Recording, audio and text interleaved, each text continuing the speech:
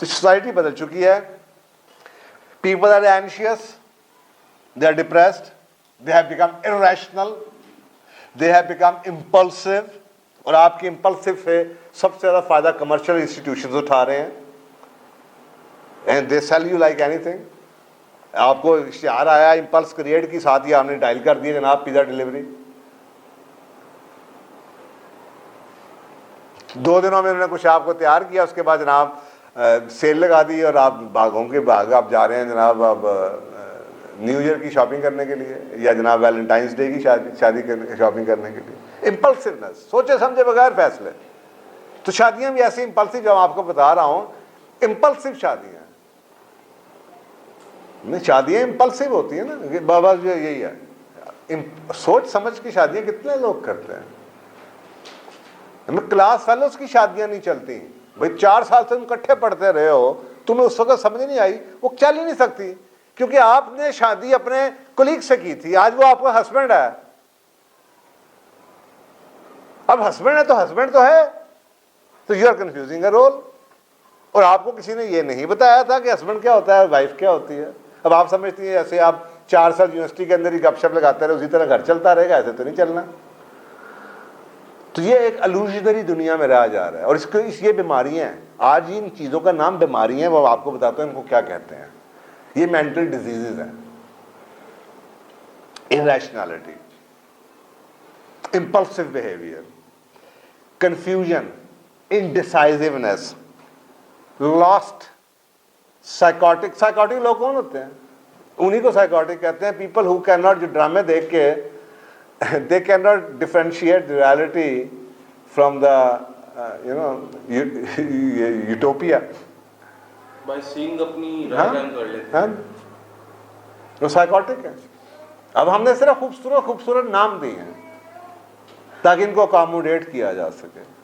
In technical word they are पागल.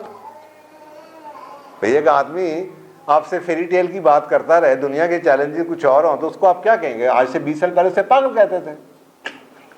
अब आप कहते नहीं साइकोसिस हो गया, मैं डॉक्टर के पास जा रहा हूं. जो just try to accommodate them. Self centred है, एग्रेशन आपको नजर आता है. सो ये अलार्मिंग सिचुएशन आपके सामने है. वर्ल्ड हेल्थ WHO की रिपोर्ट देख लें. Around 25% of the world population, about that becomes about 1.925 billion people out of 7.7. Technically, they are pagal. You are living in an insane world. आप अब मुझे बताएं, गाड़ी चलाना कितना मुश्किल है. कैसे लोग सड़क पे आपको कोई नहीं मार जाता आगे. मोबाइल लगाया हुए हैं, समझ ही नहीं आ रही होती. गलती उसकी होगी, गालियां आपको निकाल रहा होगा. आप हिम्मत नहीं कर सकते कि किसी के ऐसे बाहर निकल के यार तुम्हें आंखें नहीं आगे से गोली मार दे आपको. Intolerance, schizophrenia, depression, epilepsy, dementia, alcohol dependence and other mental, neurological, substance use disorder make up 30% of the global disease burden. WHO कहता है 2030 तक दुनिया में सबसे बड़ा disease burden will be depression.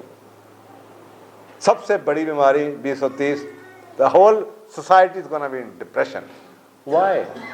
इतनी अगर civilization हो गई है, इतनी development हो चुकी है, people are so happy as they, as we show it to them कि इतना सब कुछ ठीक हो रहा है, then why people are depressed? Now this is a question to ponder over, and there are answers available.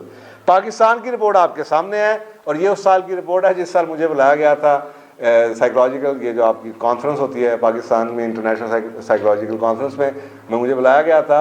और I was one of the people who led one of the sessions. तो उस वक्त मैंने उनको बताया, मैंने कहा जनाब ये आपका फिगर कह रहे हैं. And remember, anxiety is the first step towards all the mental diseases. It starts with anxiety, then it turns into stress, and here you go. This is the first step, anxiety. Why anxiety? Because of the social disorder, because of the multimedia, because of the social media. Everyone is in anxiety. इतनी competitiveness है. तो 92% दुनिया में जहाँ पे जिस मुल्क के अंदर लोग एंजाइटी में हों, व्हाट ये बम है ये। आपके सामने मिडिल ईस्ट अफ्रीका की रेशियो 82% है, ग्लोबल 63% है, Pakistani top ranking 92% people are anxious.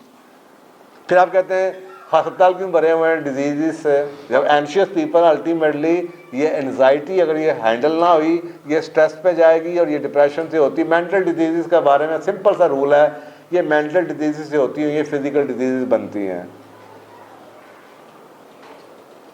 ये याद रखिएगा रूल। इसको साइकोलॉजिकल डिजीज़ को ठीक कर लें, साइकोलॉजिकल डिजीज़ को ठीक नहीं करेंगे तो ये मेंटल डिजीज़ बन जाएगी। मेंटल डिजीज़ को ठीक नहीं करेंगे तो फिर ये फिजिकल डिजीज़ में कन्वर्ट होकर निकलेगी। और वो डिपेंड करता है कि आपने कौन सा ट्रैक लिया है। अगर आप डिप्रेसिव स्टेट में थे या आप दूसरी स्टेट में थे। अगर आप डिप्रेसिव स्टेट में थे और आपके साथ कोई बात करने वाला नहीं था तो फिर आपको ये दिल की बीमारियां, कार्डियक हैं सारे।